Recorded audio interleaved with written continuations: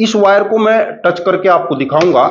यह देखिए दोस्तों, अब बेवजह बिजली का बिल नहीं बढ़ेगा, न ही यूजर को करंट लगेगा। घरों में करंट लीकेज की समस्या बिल्कुल समाप्त हो जाएगी। बिजली के उपकरण और वायरिंग से जो करंट लगने का भय रहता है अब नहीं रहेगा।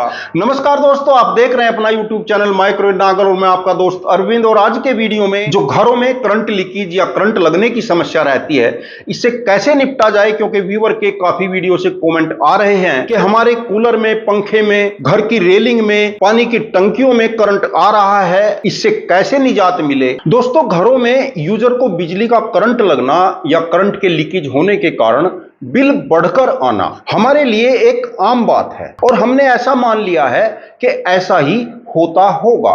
परंतु यह कारण हमारी वायरिंग में सेफ्टी डिवाइस और अर्थिंग के वायर का न होना होता है, और जिसका खामियाजा हमें कभी भी भुगतना पड़ सकता है, क्योंकि हमारे घरों में जितने भी इलेक्ट्रिक उपकरण होते हैं वह कभी भी शॉर्ट होने के कारण यूजर को इलेक्ट्रिक शॉक लग सकता है। तो आज के वीडियो में मैं आपको एक सेफ्टी डिवाइस आरसीसीबी के संबंध में जानकारी दूंगा, कैसे यह वर्क करती है, क्यों आपको लगानी चाहिए, किस तरीके की आरसीसीबी आपको लगानी चाहिए, इस संबंध में पूरी जानकारी आपको देने वाला। तो मेरे पास दो प्रकार की आरसीसीबी हैं। पहले मैं इनको दिखा देना चाहता हूं कि क्या इनमें अंतर है और किस तरीके की आरसीसीबी आप ले सकते हैं। दोस्तों, जैसा कि दो तरीके की आरसीसीबी आप हमारे पास देख रहे हैं, यह हैवेल्स कंपनी की है, यह एल&टी कंपनी की है। इन दोनों आरसीसीबी का वर्क एक ही है, परंतु अंतर इनमें क्या है वह मैं आपको दिखा देना चाहता हूं। जैसे इस आरसीसीबी पर आप देख रहे हैं 63A यानी 63 एम्पियर 30 मिली एम्पियर की यह आरसीसीबी है। यह आरसीसीबी 63 एम्पियर तक का लोड लिफ्ट कर सकती है, और जो 30 मिली एम्पियर है, इसका मतलब है कि 30 मिली एम्पियर से अधिक यदि करंट लीकेज होगा तो यह ऑटोमेटिक ऑफ पोजीशन में चली जाएगी। इसके अलावा यह जो आरसीसीबी आप देख रहे हैं, इस पर यहां लिखा हुआ है 32 एम्पियर और 100 मिली एम्पियर, यानी यह आरसीसीबी 32 एम्पियर का लोड लिफ्ट कर सकती है, और इसके आउटपुट में यदि 100 मिली एम्पियर से अधिक का करंट लीकेज होता है तो यह ऑटोमेटिक ड्रॉप हो जाएगी। हैवेल्स में भी आप 10 ampere, 16 ampere, 25 ampere, 32 ampere, 40 ampere और 63 एम्पियर तक की आरसीसीबी ले सकते हैं। आप अपने लोड के रिक्वायरमेंट के अनुसार आरसीसीबी के एम्पियर रख सकते हैं। और यह जो मिली एम्पियर होता है, किसी भी आरसीसीबी के मिली एम्पियर तीन तरीके के होते हैं, जैसे 30 मिली एम्पियर, 100 मिली एम्पियर और 300 मिली एम्पियर। तो यदि आपकी फिटिंग बिल्कुल सही है, ओके है, दुरुस्त है, उपकरण भी आपको कम ही चलाने हैं और चाहते हैं कि जरा सा भी करंट लीकेज नहीं होना चाहिए और बिल्कुल भी यूजर को शॉक नहीं लगना चाहिए, तो आप 30 मिली एम्पियर की आरसीसीबी यूज कर सकते हैं। और यदि मकान थोड़ा बड़ा है, लोड ज्यादा है, वायरिंग लंबी है, तो आप 100 मिली एम्पियर की आरसीसीबी यूज करें। लेकिन यदि 30 मिली एम्पियर या 100 मिली एम्पियर की आरसीसीबी बार बार ट्रिप हो रही है, तो आप 300 मिली एम्पियर की आरसीसीबी का यूज कर सकते हैं। लेकिन आरसीसीबी के बार बार ट्रिप होने का मतलब यह नहीं है कि आरसीसीबी खराब है या आरसीसीबी यूज नहीं करना चाहिए।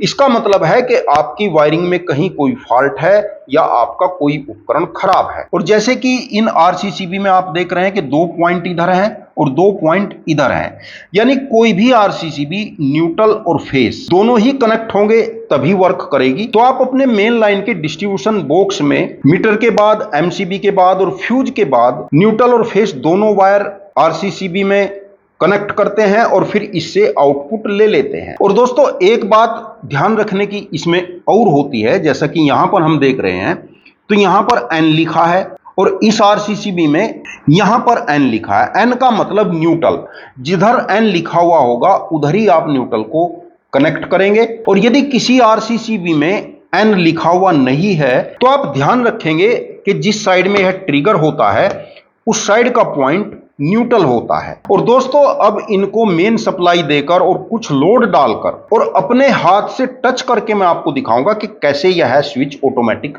वर्क करते हैं। दोस्तों, आरसीसीबी के एक साइड में हमने यह लीड लगा ली है, जिसको टेस्टिंग बोर्ड से कनेक्ट कर रहा हूं।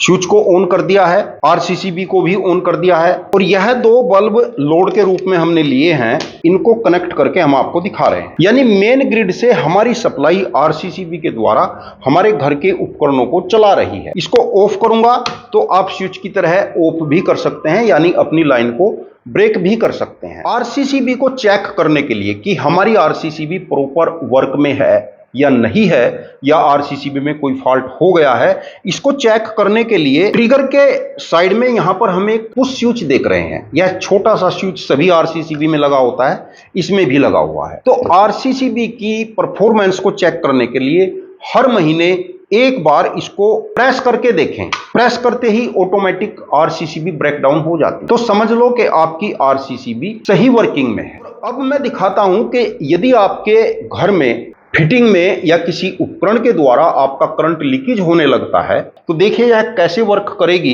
जैसे यह एक वायर मेरे पास है और इस वायर को यहां आउटपुट सॉकेट में मैं लगा रहा हूं, और यह जो एक वायर हमने लिया है बाहर रेलिंग से इसको बांधकर हम लाए हैं, तो यानी आउटपुट हमारी यदि कहीं टच होगी तो देखो आरसीसीबी हमारी ब्रेकडाउन हो जाती है। एक बार फिर से मैं आपको दिखा रहा हूं, आरसीसीबी को मैंने फिर से ऑन कर दिया है और इस वायर को मैं हल्का सा टच कराऊंगा, यह देखिए आरसीसीबी तुरंत डाउन हो जाती है। तो इस प्रकार दोस्तों यदि कोई उपकरण आपका शॉर्ट है या आपके किसी बोर्ड में, फैन बॉक्स में, स्विच बोर्ड में कोई वायर हल्का सा भी टच है, तो आपकी आरसीसीबी बार बार ट्रिप होती रहेगी। तो आप समझ जाएं कि लाइन में या किसी उपकरण में कहीं फॉल्ट है और उस फॉल्ट को दुरुस्त करने की कोशिश करें, न कि आरसीसीबी को हटाने की। और दोस्तों अब हम आपको यह 30 मिली एम्पीयर की आरसीसीबी भी चलाकर दिखा रहे हैं। 63 एम्पियर और 30 मिली एम्पियर की यह आरसीसीबी कनेक्ट हमने कर ली है और इसको अपने टेस्टिंग बोर्ड से जोड़ देते हैं। आउटपुट में वही दो बल्ब इस पर भी लगे हुए हैं,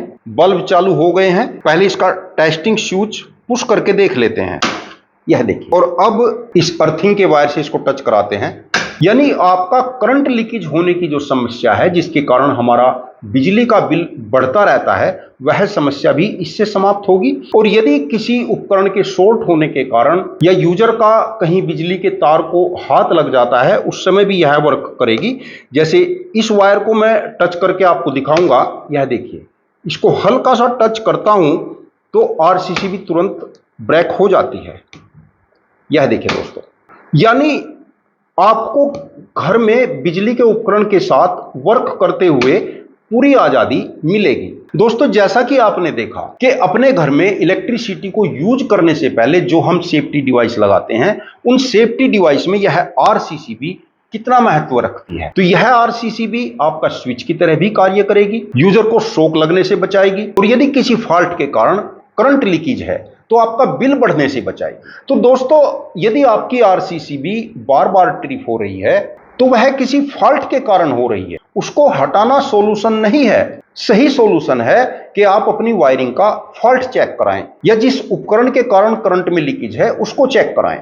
तो यदि इस प्रकार की दिक्कत है कि आरसीसीबी बार बार ट्रिप हो रही है, ऐसा तब होता है जब हमारी वायरिंग बहुत पुरानी हो, जर्जर हो, कुछ उपकरण बहुत पुराने हों जिनके इंसुलेशन लगभग समाप्ति की तरफ हो। ऐसे घरों में या ऐसी जगह पर 30 मिली एम्पीयर की आरसीसीबी ना लगाकर 100 मिली एम्पीयर की आरसीसीबी का यूज करें। घरों के लिए 300 मिली एम्पीयर की आरसीसीबी को मैं सजेस्ट नहीं करूंगा, क्योंकि 300 मिली एम्पीयर की आरसीसीबी यूजर को एक अच्छा शॉक देने के बाद ही ट्रिप होगी, जबकि 30 मिली एम्पीयर की आरसीसीबी हल्का सा यदि शरीर का कोई भी अंग टच हो जाता है तो तुरंत ट्रिप हो जाती है। और इसीलिए 30 मिली एम्पीयर की आरसीसीबी मेन लाइन पर जल्दी जल्दी ट्रिप होती रहती है। तो इसीलिए यदि 30 मिली एम्पीयर की नहीं चल पा रही है तो 100 मिली एम्पीयर की आरसीसीबी का यूज करें, परंतु जरूर करें। बहुत सारे व्यूअर की यह शिकायत रही है कि हमें आरसीसीबी कहीं नहीं मिल पा रही है। तो यदि आपको अपने आसपास से नहीं मिल रही है तो आप अमेज़न से घर बैठे आसानी से इसको मंगा सकते हैं। लिंक मैंने डिस्क्रिप्शन में दे रखा है। दोस्तों वीडियो यदि अच्छा लगा हो तो लाइक जरूर कर देना, और यदि मन में कोई क्वेश्चन है तो कमेंट भी करना। वीडियो देखने के लिए आपका बहुत बहुत धन्यवाद। नमस्कार दोस्तों।